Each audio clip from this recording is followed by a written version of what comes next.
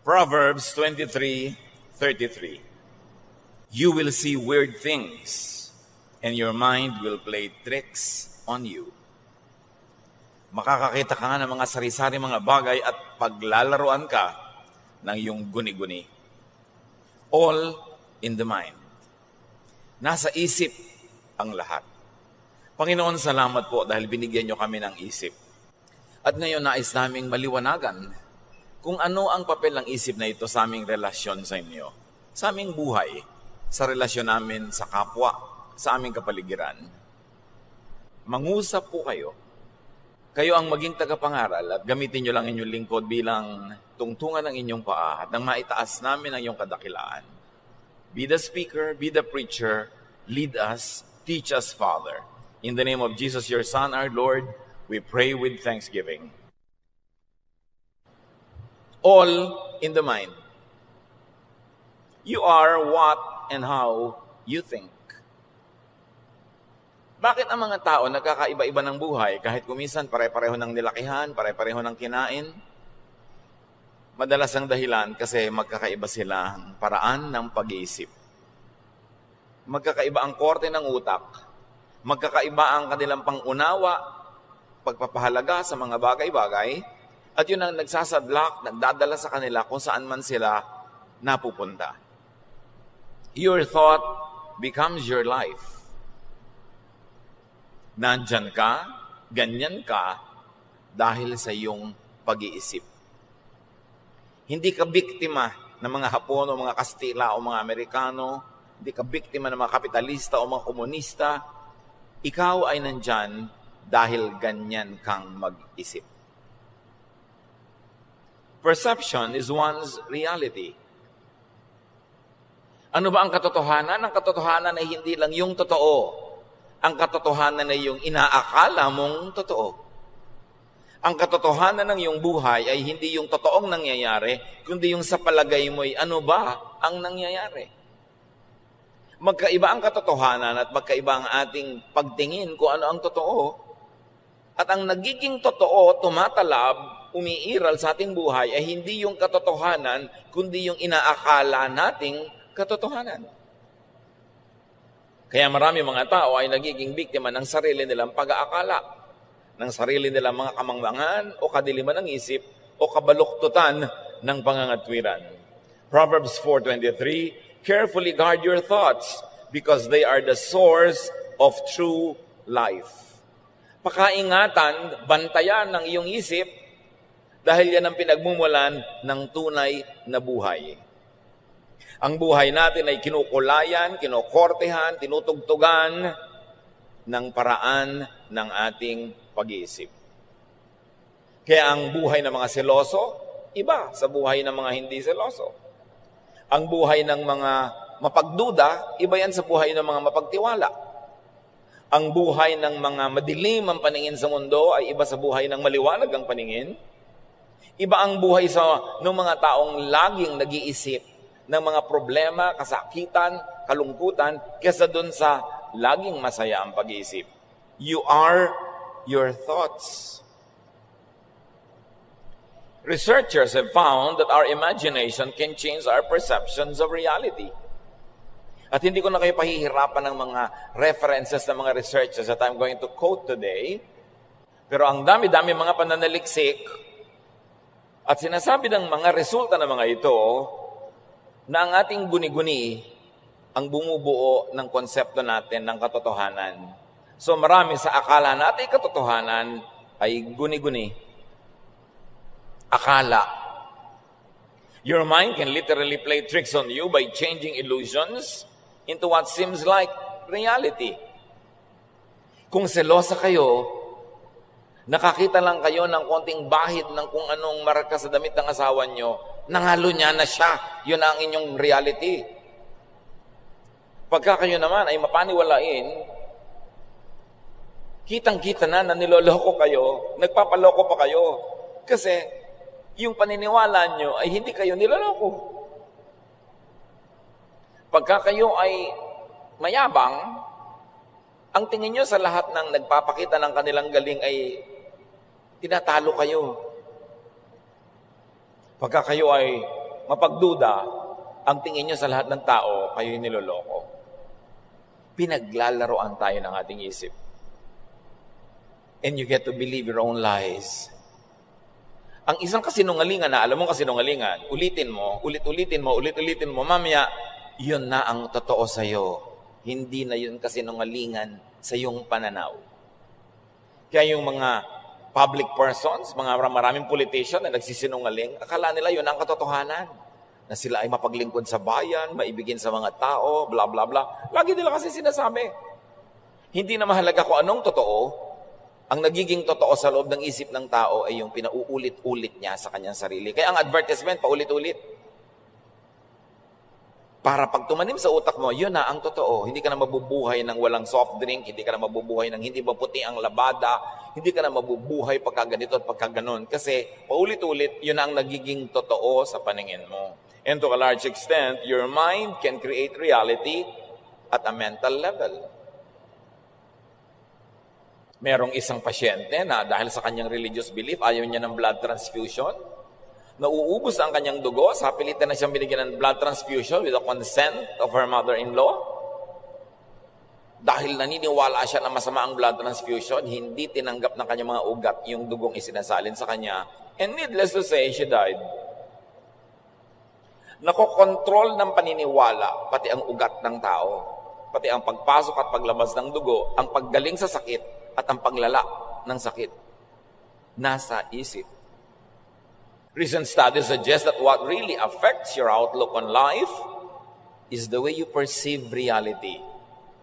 Kung ang korte ng iyong mata ay bilog, bilog ang langit.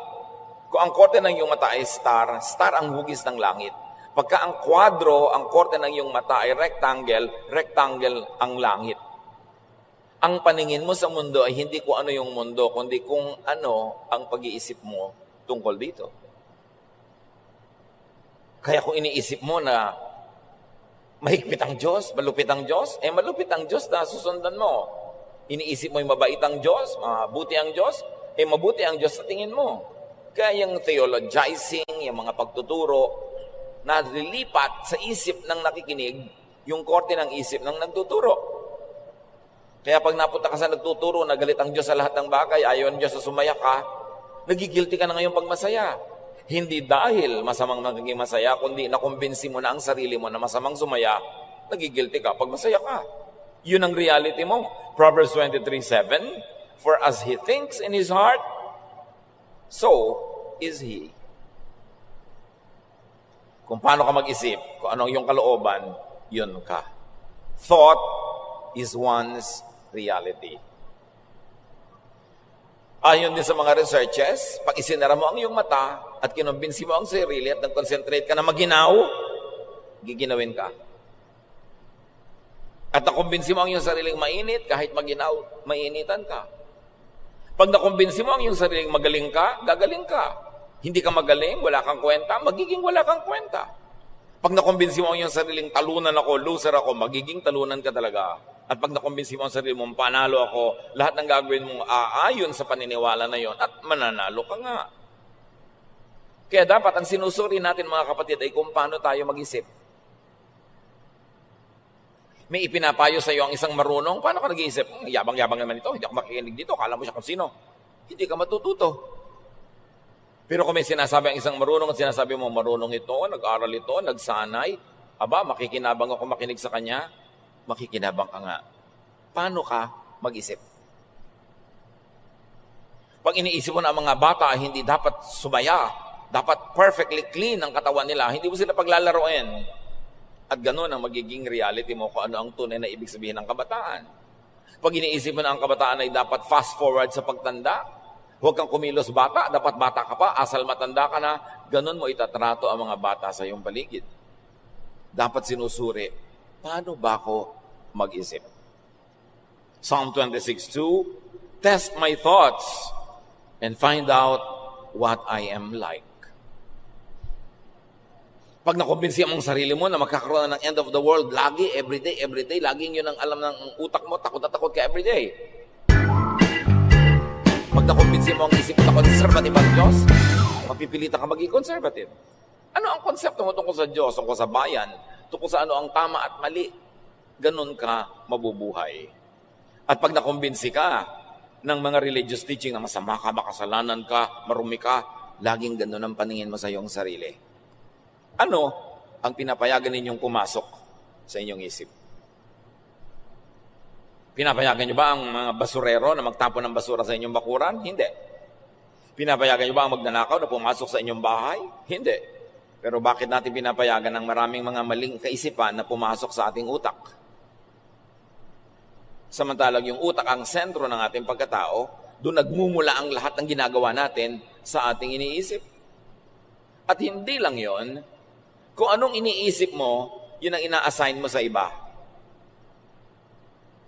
Kaya yung mga tatay na sobrang nang denggoy na mga babae nung binata pa siya, ang higpit sa mga anak na dalaga kasi iniisip niya lahat ng lalaki sa mundo mangdedenggoy pagka mayroong pagkakataon.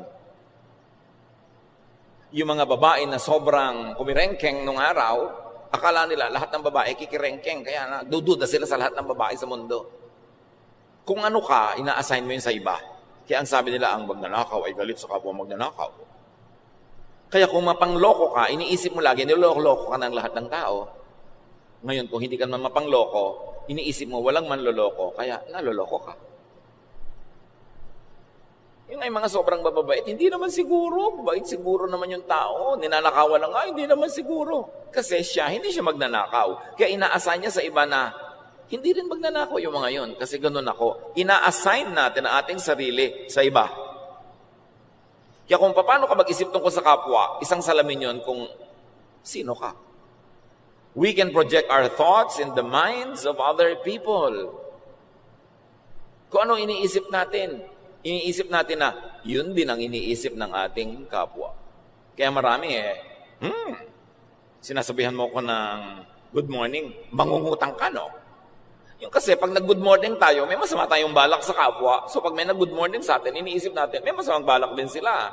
Proverbs 27:19, you see your face in a mirror and your thoughts in the mind of others. Kung paano daw nakikita mo ang mukha mo sa salamin, pag nananalamin ka, ganon din mo nakikita ang sarili mo sa mukha ng iba. Hindi mo sila nakikita, ang nakikita mo, sarili mo rin. Kaya kung manloloko ka, iniisip mo, manloloko ang lahat. Kung mabait ka, iniisip mo rin, mabait ang lahat. May advantage, may disadvantage. Pag hindi natin sinuri kung paano tayo mag-isip. Thought power is the key to creating your reality. Pag marumi ang iyong buhay, marumi ang iyong isip, marumi rin ang tingin mo sa kapwa. Pero pag mabait ka, mabuti, normally ang tingin mo rin sa iba, mabait at mayroong likas na kabutihan. To control your destiny. Para makontrol mo kung saan ka pupunta sa buhay, you must learn to control the nature of your dominant, habitual thoughts. Dahil kung paano ka mag-isip, ayun ang iyong magiging buhay, dapat kontrolan mo ang pag-iisip mo at dalhin mo doon sa gusto mong buhay. At yung kadalasan ay paraan ng iyong pag-iisip, yun ang pupuntahan ng iyong buhay. Kung negative ka mag-isip, magiging negative ang buhay mo. Kung lagi ka na lamang na madilim ang isip, madilim ang paningin sa mundo, magiging madilim ang buhay mo. Paano ka mag-isip?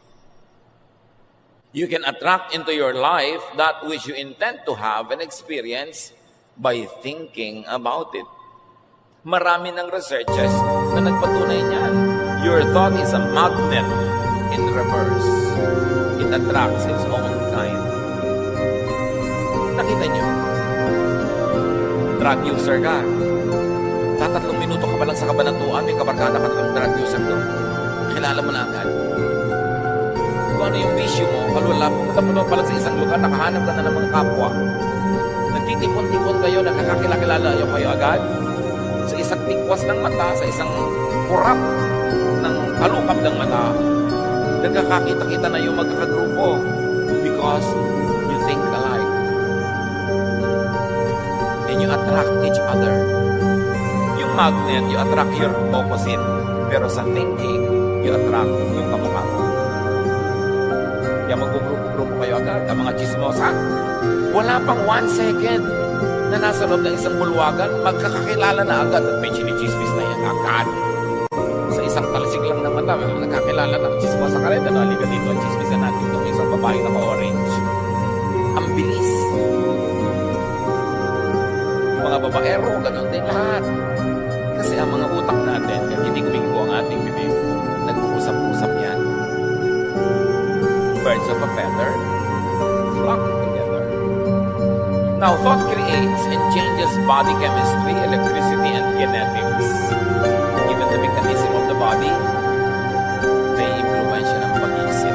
Yung sinasabi nilang mind over matter, faith over obstacles. Kung paano ka mag-isip, na-apektuhan ang iyong katawan, ang iyong blood pressure, ang iyong body electricity. Kaya kung lagi mong iniisip na may sakit ka, talagang magkakasakit-sakit-sakit ka. Ngayon, may sakit ka, pero lagi mong iniisip yung maganda, yung mabuti, yung pampalusog. Lulusog ka, kasi ang nasusunod, hindi ang katawan, ang isip. At ito yung sinasabi ko sa inyo, totoong sample sa buhay, hindi pumasok ang dugo sa ugat niya. Hindi na kaya ng siyensya na papasukin sa ugat niya yung dugo. Kasi ang lakas ang isip niya. So kung lagi ka rin nakalugmok, patamlay, kasi iniisip mo. Ayaw mo ng kalagayan mo ngayon, palitan mo ang pag-iisip mo. Kung meron kang gustong palitan sa buhay, una ang papalitan mo, paano ka mag-isip. Lagi ka nalang walang pera, palitan mo ang pag-iisip. Kasi kaya ka laging walang pera, pag nagkapera ka, ang iniisip mo, gumasta. Yung mga nagkakapera, pag nagkapera, ibinupuhunan, hindi ninegosyo o itinatabi nila. Kaya may pera sila. Kaya pag lagi kang walang pera, kasalanan mo yan, ganyan ka mag-isip. Yung nagkakapera naman, ganun sila kasi mag-isip. Uuwi sa probinsya, makakita sila ng marami mga baho na silang bandang doon. Uy, huling ito, pwede ko itong inegosyo. So pagpunta niya sa probinsya, kukunin niya yung mga huling, dadalhin niya sa city, ibebenta niya. Mamimili naman siya doon ng mga murang mga damit-damit, dadalhin niya sa probinsya. Para pagdabili niya ng huling, may binibenta siyang tela, may binibenta siyang mga damit. Lagi siyang may pera. Kasi ang isip niya lagi, paano kaya ako gagawa ng pera? Pero yung mga, paano kaya ako hihingi? Paano kaya ako magdidilihensya? Paano kaya ako dadaing? Yun ang laging walang pera. Wala kang pera kasi ganyan ka mag-isip. Wala kang ibang dapat sisihin. Kaya mahina ang iyong katawan. Maaaring nagkaroon ka ng sakit pero hindi tinalo ng iyong isip. Humina ng mahina. Kung wala naman pero isip ka ng isip, nagkaroon tuloy. Isip ang nangbihirap. Kaya sabi nga ng ating opening verse, Proverbs 23:33, you will see weird things and your mind will play tricks on you. Yung mga taong mapanawalain sa multo, namatay ang lola nyo, nakahiga kayong parehong ang pinsan mo, ikaw bigla mong nararamdamang may malamig na humaplo sa mukha mo, may humila sa paa mo, may nagtanggal ng bra mo. Pero yung pinsan mong katabi, wala namang naramdaman. Kasi yun ang laman ng utak mo eh. Naniniwala ka, mangyayari. Kaya pag may hindi naniniwala, kahit may nanguhula dyan, may nang kung ano-ano, sabihin na, walang kokontra. Kasi pag kinontra ng utak mo yun, mananalo yung utak mo. Hindi matutuloy ang ginagawa nila. Kaya sasabihin na iba, walang kokontra. Ang lakas ng utak ng tao. Madami sa nangyayari sa atin, guni-guni. Bakit sa mga bahay, kahit sa Maynila, ang lagi nakakakita ng multo, yung kanilang mga kasambahay na galing sa probinsya, pero may-ari ng bahay, wala nakikita. Kasi yung mga galing sa probinsya, ang laging araw-araw, lumaki na multo ang iniisip, multo ang pinag-uusapan, kaya kahit na kurtina lang yung gumalaw, nakakakita ng multo. Laman kasi ng utak. The mind could be twisted and corrupted by stimuli, by perception. Ecclesiastes 7:29, I did learn one thing. We were completely honest when God created us, but now we have twisted minds. Nababaluktot ang isip. Depende kung sino laging kausap, sino laging pinapakinggan. Pagka inggitera ang kausap mo, mamaya magiging inggitera ka na rin. Pinag-iingatan kung sinong pinapakinggan. Kasi naglalagay sila ng content ng ating utak. The mind could be intoxicated and confused. Kita niyo yung taong matino pag nalasing, kung ano-anong ginagawa. O kaya, pag kumain, merong biglang aantokin na. Wala na siyang pakialam sa mundo. Kasi yung chemistry, chemicals na pumapasok sa ating katawan, sumasama sa ating dugo, naaapektuhan ang ating pag-iisip. Kaya yung mga mahiyain, pag nalasing, kumakapal. Yung mga hindi makapagsalita, pag nalasing, biglang kung ano-ano sinasabi. Kasi nakokontrol ng chemicals ang kanilang utak. So, ganun yun. Yung utak mo, nakokontrol niya yung blood chemistry mo, kaya kahit na hindi ka kumakain ng asukal, pagka na-stress ka, tumataas ang blood sugar. Pero baligtad din, kung ano rin yung nasa blood mo, makaka-apekto din sa utak mo. Kita nyo ginagawa ng mga tao, mga addict, yung mga under the influence of drugs. Pati 95-year-old lola ginagahasa. Tapos pagka na bumalik sa katinoan, ay nagsisisi. Kasi iniiba tayo ng chemistry ng blood. Kaya yung mga sobrang nalulungkot, binibigyan ng antidepressant, upper, para sumaya. Yung sobrang active, binibigyan ng mga downers para medyo kumalma. Iniiba ang blood chemistry. But our mind can change our blood chemistry just by thinking. The mind could be a source of comfort or torture. Kaya kung ikay matatakotin, lagi kang takot. Yung mga hindi matatakotin, hindi takot. Katulad ng sinasabi ko na magpinsan na nakahiga, isa takot sa multo, isa hindi. Mahibig ang tulog ng hindi takot. Yung takot, mapakababaw ng tulog. Kasi ganun siya mag-isip. Ano-ano ba pinapasok nating ideya sa utak ng mga tao, lalo ng bata? Paano natin pinapalaki ang bata? Kasi ang bata, blanco yung utak niya. Pero pag tinuruan mo siyang maging racist, maliit ang pagtingin niya sa ganitong tao, ganitong lahi. Pag tinuruan mo siya na maging masyadong dogmatic sa inyong religion, masama na ang tingin niya sa lahat ng ibang religious congregations. Anong inilalaman natin sa isip ng mga tao? Yung mga tao, marami, alam nyo, tortured. Kasi nung bata sila na torture, nagugulpe, pinapabayaan, hindi minamahal, pinipintasan, nabubuli. Yun ang laman ng utak nila. Kaya buong buhay, tortured sila. May inferiority feelings, overly shy, galit sa mundo, may bitterness. Kaya ang gamot lang doon, palitan ng laman ng utak. Kung puro negative at laso nang pumasok sa isip mo ng bata ka, dapat ngayon palitan mo yan ng laman. Ma-detox yung utak mo para ka gumaling. Pero kung lagi na lang nung bata ako, kawawa ako, nung bata ako, mahirap lang kami, nung bata ako, ganito kami, hindi mo pinalitan yung kaiisip na yon, hindi aalis sa'yo ang mga mapapait na gunita, magiging mapait ang paningin mo sa buong buhay. Ang lahat ay nasa pag-iisip. The mind could be a source of comfort or torture, of hope or hopelessness, of trust or doubt, of faith or unbelief, of feelings or non-feelings. The mind could be straightened, cleansed, and renewed. Pwedeng linisin, ituwid, liwanagan ng isip. Kahit ano pang pinagdaanan nito. 2 Corinthians 5:17, kaya't kung nakipag-isa ka na kay Kristo, ang isang tao, isa na siyang bagong nilalang. Wala na ang dati niyang pagkatao.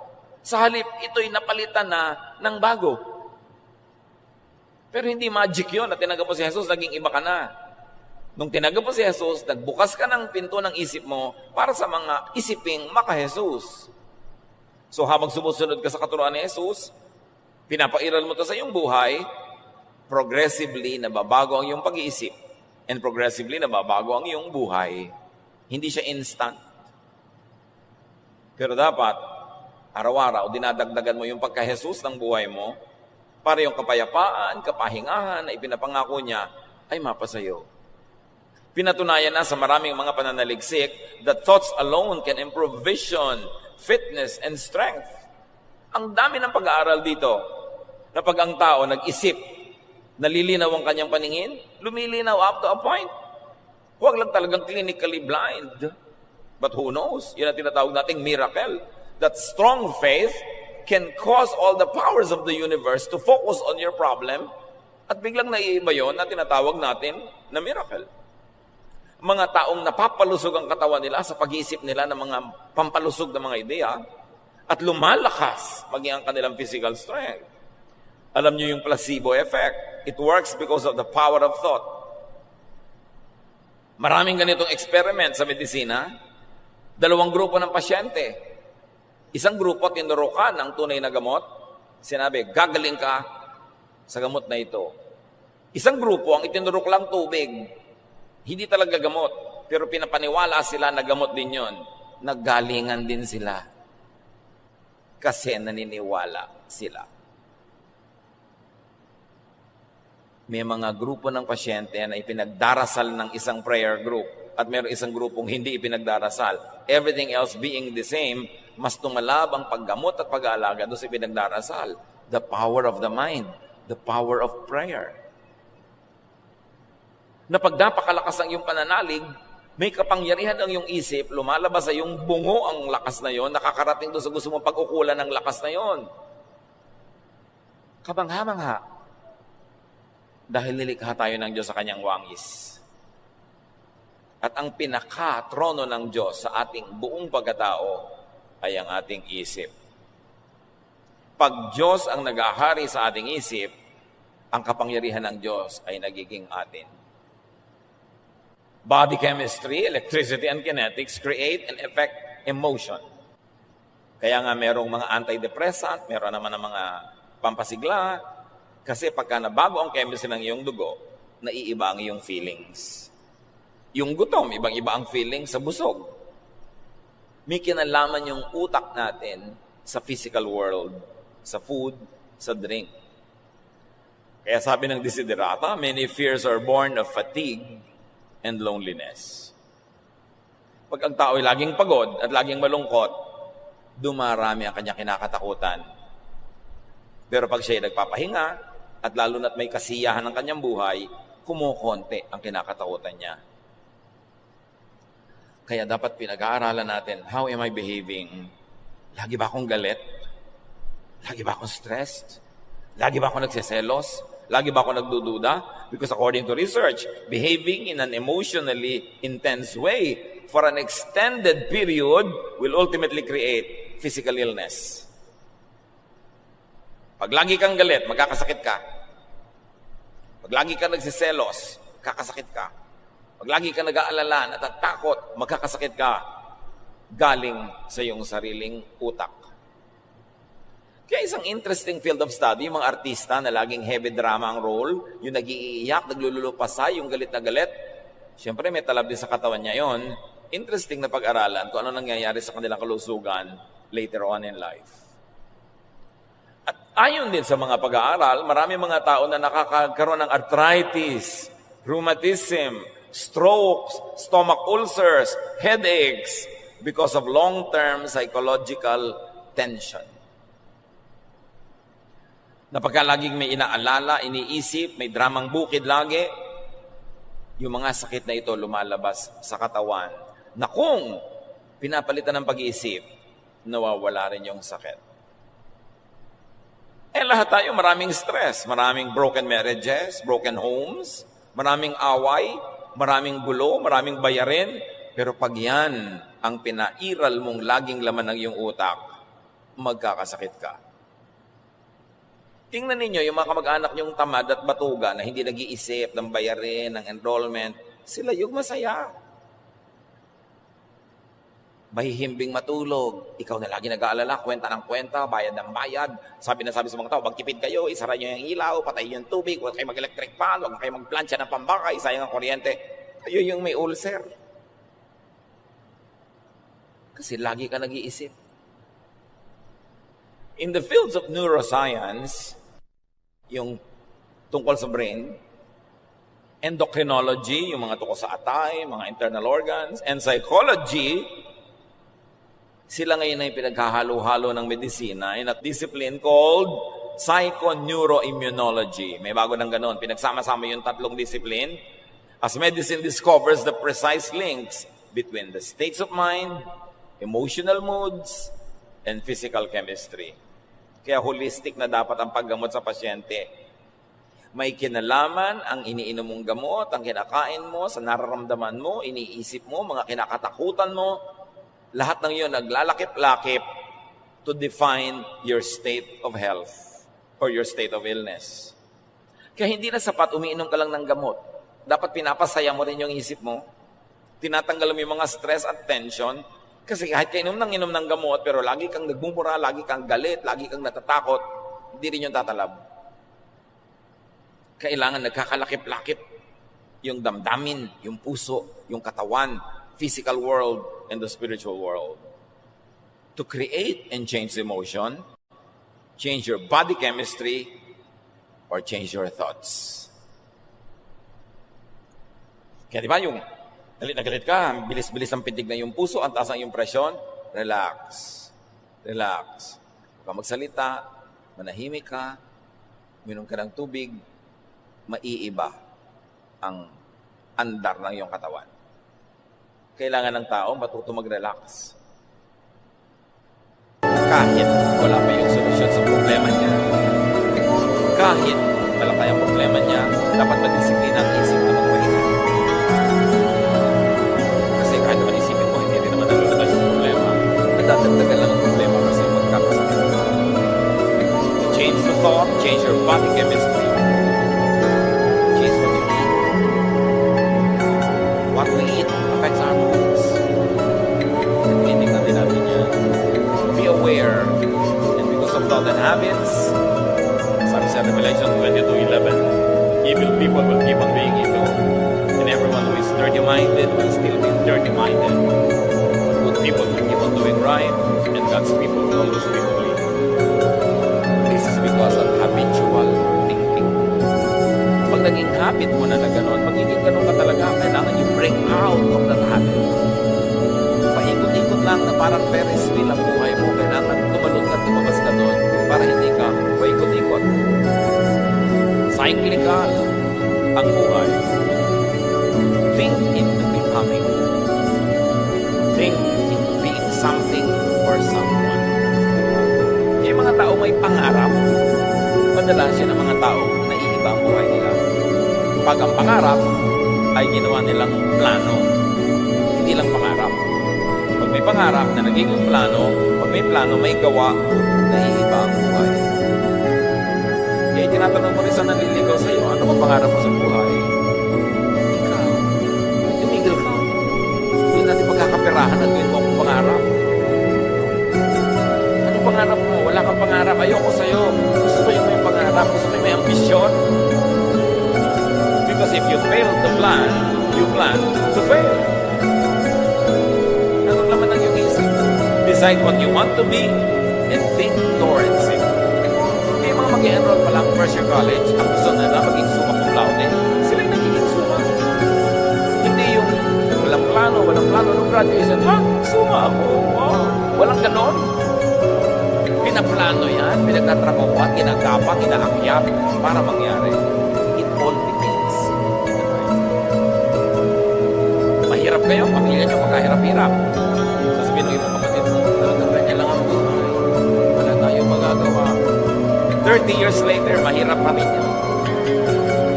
Pero yung kapatid na sinabi niya, ayoko ng ganitong buhay, ayoko ng ganitong tirahan, ayoko ng ganitong pagkain. Yun ang 30 years later, iba ang buhay. Kasi sa isip niya, plano siyang iniisip. Kailangan iniisip mo. Ang iniisip mo, napakadalas siyang mangyayari. Bakit? Kasi ang iniisip mo, panalangin yun, kahit walang amen. Mark 11:24, everything you ask for in prayer will be yours. If only you have faith. Kasi ang faith, hindi lang naniniwala ako, Lord, bigyan niyo po ako ng magandang buhay. Hindi lang yun naniniwala. May plano yun. Magagandahin niya yung buhay niya. Kasi ang tunay na faith, pananalig, may aksyon. Hindi lang dasal. So kung tunay ka nagdarasal, Lord, gawin niyo po ako. Gusto ko mag-graduate sa board. Gusto ko makatapos sa ganito. Gusto ko makapagtanim ng 5 hektaryang pinyahan. Siyempre, may gagawin ka. Kasi naniniwala kang yan ang maganda para sa'yo. Faith without action is dead. Kaya ang sabi, pag ipinanalangin mo at naniniwala ka, matutupad. Hindi magic. Kasi ang paniniwala mo ay magbubunsod sa iyo para gawin ang lahat ng tamang dapat na hakbang para mangyari yung ipinanalangin mo. May kapangyarihan ng panalangin na tunay na paniniwala. Kaya baliwala yung prayer na hindi ka naman naniniwala, pray ka pa ng pray. Oy, ba't ka nag-pray na gumaling ka, naniniwala ka ba? Hindi, malay mo rin mangyari. Wala mangyayari doon. Kailangan kumbinsido ka sa loob ng iyong isip. Kaya yung mga tao na naka-accomplish, umahon sa lusak, na-improve ang buhay, napaganda ang lahat, naniwala yun na pwede niyang magawa yun at gumawa siya ng mga tamang hakbang para gawin yun. Pero yung mga tao walang pagbabago sa buhay nila, yung mag-asawa na kakakasal pa lang, isang linggo, away na ng away, after 1 month, away ng away, isang taon, away ng away, 10 years, 20 years, 30 years, 40 years, away ng away,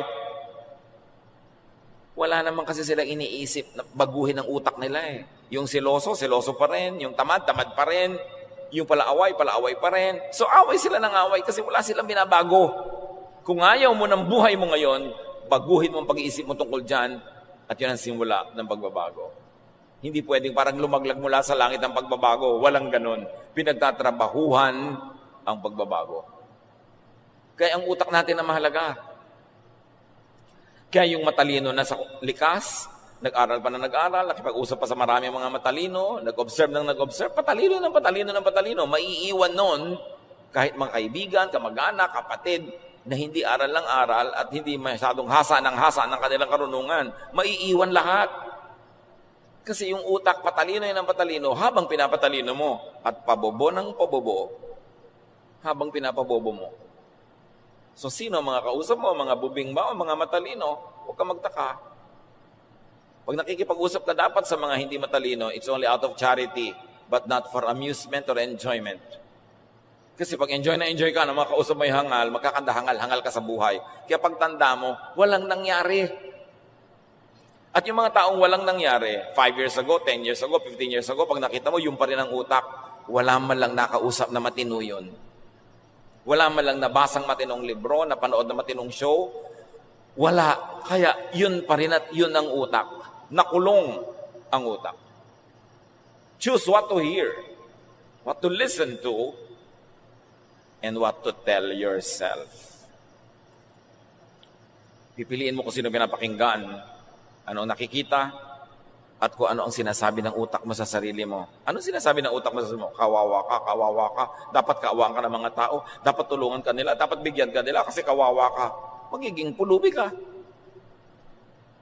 Pero pag sinasabi mo sa utak mo na, hindi ako aasa ng aasa, kahit binibigyan nila ako, tinutulungan nila ako, gagawa ako ng paraan, maghahanap buhay ako, magiging independent ka. Ano ang sinasabi mo sa sarili mo? Kasi yun ang gagawin mo eh. Ecclesiastes 7:21, do not pay attention to every word people say. Pinipili mo ang pinapakinggan. At nakikinig ka na, may salaan pa yung tenga mo para merong pinapapasok at mayroong hindi. Pag ang lagi mong kausap ay kakampi mo, yung kamukha mo ng pananalig, pareho kayo ng kagalit, pareho kayo ng kaaway, anong gagawin niyo sa isa't isa? Ilulubog niyo ang isa't isa. Kasi wala nagbibigay ng balance. Dapat nakikinig ka rin dun sa huwag ka na magalit doon, baka naman mali ang iniisip mo tungkol sa kanya. Ngayon, sa kanya ka nagalit. No, dapat nakikinig ka sa ganon. Hindi yung kampi ng kampi sa'yo, kahit ano na lang, lagi mong kakampi. Walang maitutulong sa'yo yan. Hindi ka tatalino. Pag lagi ka kinakampihan. If the mind can be used to heal, it can also be used to kill. Di ba may placebo effect? Yung hindi naman gamot, pero pinapaniwala kang gamot? Tumatalab sa'yo, meron namang nocebo. Yung gamot na, pero pinaniniwala ka, hindi pa rin yung tatalab. So, hindi pa rin yung tatalab kahit gamot yun. Negative beliefs or negative expectations can kill. Yung ginagawa ka na ng mabuti, sabi mo, hindi naman mabuti yan. Yung meron ka ng gamot, hindi naman ito tatalab. Ayoko naman ito. Hindi mo dapat asahan na tatalab nga. Kasi yung madilim ang paningin sa mundo, tatambakan ng mundo ng kadiliman. Kung anong iniisip mo, yun ang ibibigay sa iyo ng mundo. Importante na maunawa natin ang kapangyarihan ng isip. Research shows that thoughts are capable of affecting everything. From the simplest machines to the most complex living beings. Merong talab ang isip sa ibang bagay outside of your brain. And the informed could always suspect an evil spirit. Lagi na lang na, ay, may evil spirit, may evil spirit. Yan ang laging tinatakbuhan ng mangmang, laging evil spirit. Bagamat merong totoong evil spirit, pero ang konti-konti ng totoong evil spirit na nangyayari sa paligid, may dahilan yon, may reason yon, may science yon, kung aalamin mo. Kaya yung telekinesis, yung research na napapagalaw ng isang tao, halimbawa yung baso na malayo sa kanya, yung mga mangmang sasabihin agad, evil spirit, demons. No. This wonderful study about the human brain is giving us a lot of proofs that the mind can move even physical things. Eh, di ba ganyan ang mga himala sa Bible? Pag sinabi ng propeta, hindi ulan ng 7 taon, hindi nga umuulan, ang lakas naman ng isip nun na in religious parlance you call faith. Ang lakas ng faith. Pag sinabi ni Jesus na bumangon ka dyan, bumabangon nga pati patay. Ang lakas ng isip. Na ang lakas ng pananalig. Hindi demonyo yon. Huwag kayo laging tatakot sa puro na lang demonyo. Pag kami hindi tayo alam, demonyo. Science could be God's last prophet. Nakikita natin yung mga wonderful works of God in nature through scientific research. Every thought we have is tangible energy with the power to affect even the physical world. At napapatunayan na nga yan, tulad ng paulit-ulit kong binabanggit na ayaw niyang tanggapin yung dugo na ipinapasok sa kanyang ugat, hindi talaga pumasok. Researchers have demonstrated that human intention can even affect a variety of living systems such as bacteria, mga daga, mga pusa at aso, pati paglangoy ng isda, naapektuhan ang iyong pag-iisip. Sabi niba, witchcraft. Ayan na naman, yung mga mangmang, laging witchcraft ang pinagbibintangan. May galis ka na, ay, nakulam ka. Galis lang yun. Why that power? Bakit ganon kalakas ang isip ng tao? Because humans are created in God's image. We were created in God's image. There's a bright and beautiful slice of God in each one of us. Kaya ganun na lang ang ating isip. Kaya sabi ni Jesus, everything is possible for those who believe. And why is it possible? Your mind power can move it because you were empowered by God. Hindi yan masama, hindi yan kadiliman. Diyos ang nagbigay para gamitin mo sa tama. Sabi ng Psalm 139:14, I praise you because I am fearfully and wonderfully made. Ang ganda-ganda ng pagkakalikha nyo sa akin, O Diyos. Binahagi na nyo ako, di man ako dapat at karapat-dapat. At yung bahagi na yon sa isip. Mark 11:24, sabi ni Jesus, therefore I tell you, whatever you ask for in prayer, believe that you have received it, and it will be yours. Prayer, faith, mind, power. At hindi yun galing sa demonyo. Galing yun sa Diyos. Because all perfect things come from above, from the Father of lights, who does not change like shifting shadows. Every good and perfect gift is from above. Satan is not a creator, he's only a destroyer. So anything powerful and creative could only come from God. Quantum physics has proven that living things are constant transmitters and receivers of measurable energy. Ang lalim ng researches na bawat living thing may energy and they're connected, interconnected. Kaya yung mga iba, napapatunayan nila na lalong lumulusog ang halaman pag kinakausap. Pag pinupuri, pag minamahal. Pati tubig, kinakausap. Because there's a life in it. At hindi yun witchcraft. Hindi dapat nabubuhay ka sa takot. Because God has infused His power in everything that He has created. Kaya tayo interconnected eh. May connection tayong lahat. Yung mga tao na mapag-alaga ng mga halaman, who knows? Kung yung mga halaman, inaalagaan din sila bilang ganti. Ang mga isipin daw, thoughts, are bundles of electromagnetic energy. And new models of consciousness depict it as being able to move beyond physical boundaries like energy does. In other words, thought can move things. Kaya ibang takot na takot sa mga possession, mga demonic possession. Bakit itong taong to? Napapasara niya yung pinto, tinitingnan lang niya, demonyo agad ang pinagbibintangan. Because there are people who are very, very, very tortured inside of them, full of negative energy, full of anger, full of pain, full of sorrow and bitterness, that their thoughts could close doors and scare people and hurt people because they are full of negative energy. Hindi lahat dapat demonyo pinagbibintangan. Di ba merong mga ganon? Kung minsan yung mga nag-iibigan, alam mo, naisip kita kaninang 2 a.m., iniisip din kita noon. Yung nagkukonekta yung mga isip nyo,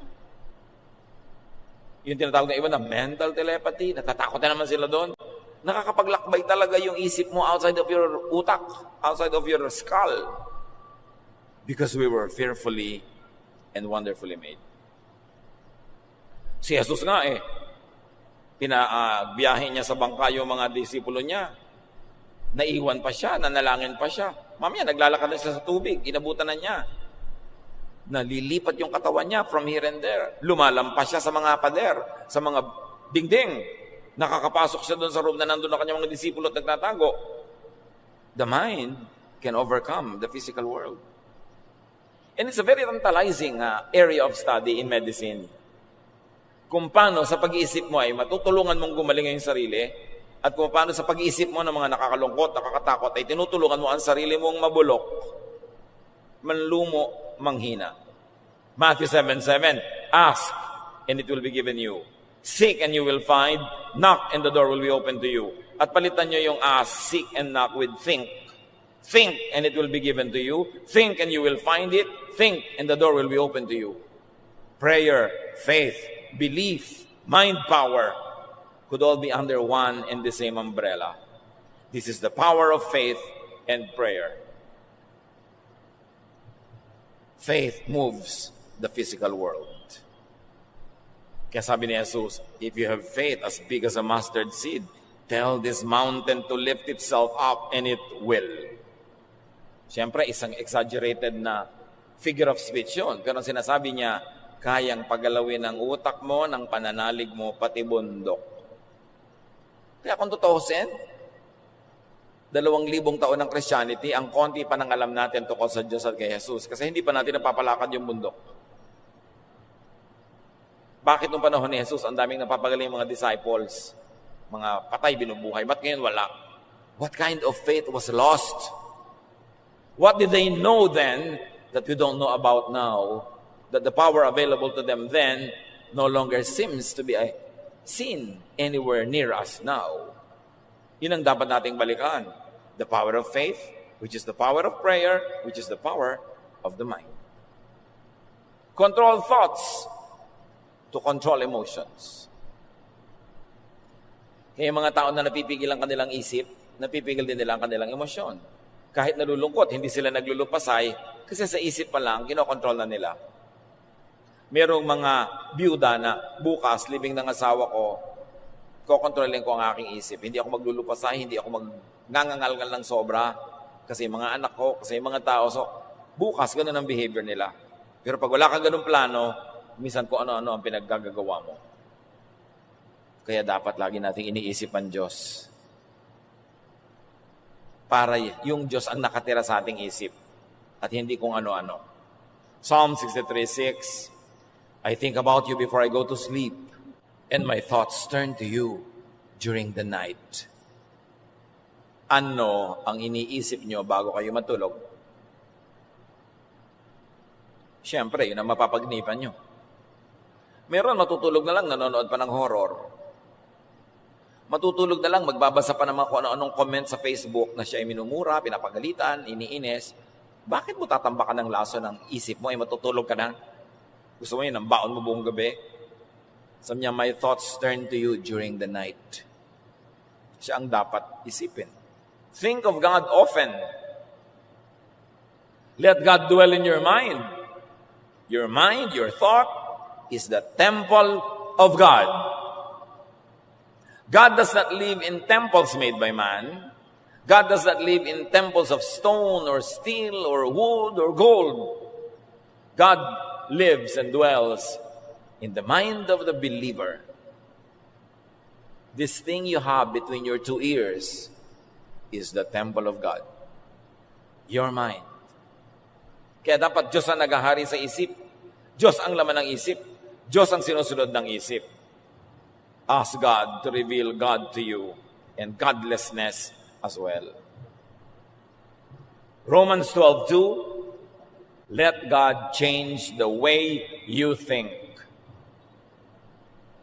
Then you will know how to do everything that is good and pleasing to Him. Kung meron tayong dapat hingin sa Diyos, ay baguhin ang paraan ng ating pag-iisip. At mangyayari yon kung isinusunod natin ang pag-iisip sa isipin ng Diyos na ipinahayag ni Jesus. Offer your mind and your thoughts to God. Yan ang pinakamagandang offering. Offer your thoughts. May iniisip ka pa lang, sasabihin mo na, ganito ba ang Diyos na gusto ng Diyos na isipin ko? Kung hindi, titigilan ko itong isipin.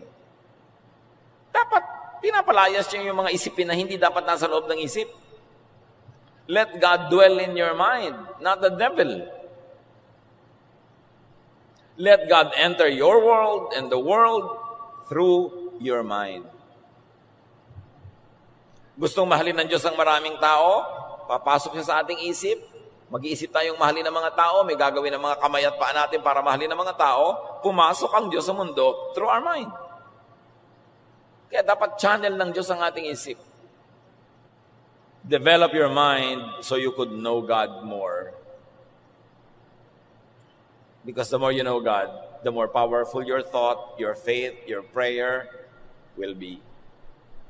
2 Corinthians 3:18, so our faces show the bright glory of the Lord, as the Lord's Spirit makes us more and more like our glorious Lord. Sabi ganon, nagiging kamukha tayo ni Jesus more and more and more. And that will happen when we think like Jesus more and more and more. When you think like Moses, when you think like the Pharisees, when you think like Paul or Peter, maaaring may tama pero hindi laging tama siguro ang makikita mo kasi hindi sila perfect.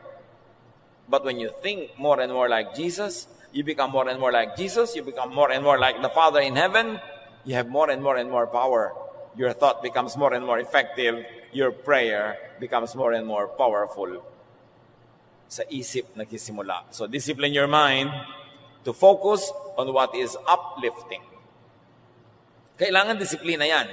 Kasi ang paborito ng utak, yung nakakatakot, yung nakakainis, yung chismis. Sabi, hindi yan ang dapat yung pag-isipan at pag-usapan. Philippians 4:7-8. At ang kapayapaan ng Diyos na hindi kayang maunawaan ng tao, ang siyang mag-iingat sa inyong puso at pag-iisip dahil sa inyong pakikipag-isa kay Kristo Jesus. Lagi niyong isa-isip ang mga bagay na karapat-dapat at kapuri-puri. Mga bagay na totoo, marangal, matuwid, malinis, kaibig-ibig, at kagalang-galang. Yan ang ilagay niyo sa inyong isip. Yan ang pag-usapan. Yan ang gawing topic. Whatever is true, noble, beautiful, kind. Yan. Sabi ganon, think about these things. Because as you think, you become. Kung ang pinag-uusapan nyo ay kapangitan, papangit din kayo. Nakakagulo, gugulo kayo. Nakakapagpahina ng loob, hihina ang loob nyo. So bakit kayo mag-aaksaya ng oras na yun ang pag-usapan at isipin? Discipline your mind to reject unfruitful or destructive thoughts. Pag hindi nakakabuti, hindi nakakapagpabunga, hindi nakakapagpasaya, huwag nang isipin yan. Nakakatakot, nakakapagpahirap ng loob, huwag na yang isipin. Ecclesiastes 11:10, banish anxiety from your heart and cast off the troubles of your body. Palayasin daw ang mga kabalisahan, iwaksi mo ang kaalalahanin at mga kabalisahan. Mga kapatid, makinig kayo. Baligtad ang ginagawa ng marami. Kung ano yung nakakabalisa, nakakapagpaalala, iyon ang laging laman ng isip. So tingnan nyo katawan, may sakit. Tingnan nyo ang buhay, malungkot, iwaksi ang mga alalahanin. Through meditation, habitual thoughts of hatred, anger, and revenge are replaced with intentional thoughts of acceptance, cooperation, unconditional love, and forgiveness. Kaya mabuti nagbubulay-bulay, nagninilay-nilay, nag-iisip-isip, nagme-meditate, nakakapagpabago yon ng isip. Laging ipasuri ang ating isip sa Diyos. Psalm 139, 23-24. Search me, O God, and know my heart, which really means know my mind. Test me and know my anxious thoughts. See if there's any offensive way in me and lead me in the way everlasting. Siyasatin niyo po ako, O Diyos. Kilalanin niyo ang aking pag-iisip. Suriin ninyo ako at ibunyag niyo ang mga mapag-alala at mapagproblema kung paraan ng pag-iisip. Tingnan niyo kung may mga paraan akong hindi kaibig-ibig. At akayin niyo ako sa paraang maganda, tama, at mainam. Sabi nila, plant a thought, harvest an act. Pag nagtanim ka ng isang iisipin, ang bunga nyon, paggalaw, pagkilos. Plant an act, reap a habit. Pag may ginawa ka, pinuulit-ulit mong ginawa, magiging ugali mo na. Plant a habit, harvest a character. Kung ano ang lagi mong ginagawa at pinapaulit-ulit, magiging gano'n na yung pagkatao. Plant a character and harvest a life or a lifestyle. Kung ano ang karakter mo, yon ang lifestyle mo. It's all begin in the mind. It all ends in the mind. All in the mind. Ang tunay na digmaan dito sa isip nangyayari. Kung matatalo ka o mananalo sa buhay, mabibigo ka o magtatagumpay, lulungkot ka o sasaya, lulusog ka o magkakasakit, sa isip nagkakatalo. Bantayan ang iniisip. 2 Corinthians 10:5, we demolish arguments and every pretension that sets itself up against the knowledge of God, and we take captive every thought to make it obedient to Christ. Ginigiba namin ang lahat ng mga baluktot na pangangatwiran at lahat ng mga pagbabalat kayo na lumalaban sa katotohanan at karunungan ng Diyos at ipinabibihag namin kay Jesus ang bawat isipin na tumatawid sa aming utak. Take every thought captive to the name of Christ. Ipasakop para sa Jesus ang maghari sa ating isip. At pag nangyari yon, doon matutupad yung pangako niya, come to me, all of you who are tired and heavy laden, and I'll give you rest. Magkakaroon ka ng kapahingahan pag nakontrol mo ang paraan ng iyong pag-iisip. Mayaman ka man, pero yung isip mo, lagi na lamang pag-aalala, feeling mahirap ka pa rin at walang pera.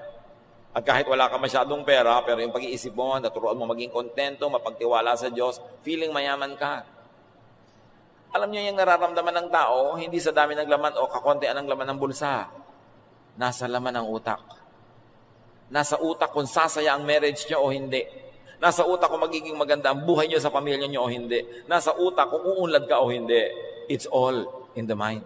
Dear Lord, teach us to surrender every thought to the name of Jesus.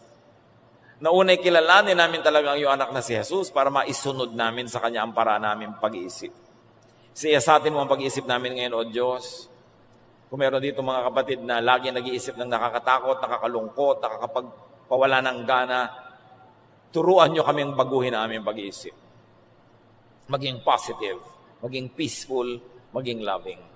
Pagbulay-bulayan natin mga kapatid sumandali, huwag pagmadalian, pag-isipan, kung ano ang kahulugan ng lahat ng ito sa ating buhay at paano tayo mapagpapala ng Diyos sa pagkilala sa katotohanan na ang isip ay ipabihag kay Jesus, hindi sa iba. Lord, as your people ponder the meaning of these words, give us wisdom so that we may apply this in our daily life. Mapag-isa, makipagniig kasama ang Panginoong Diyos.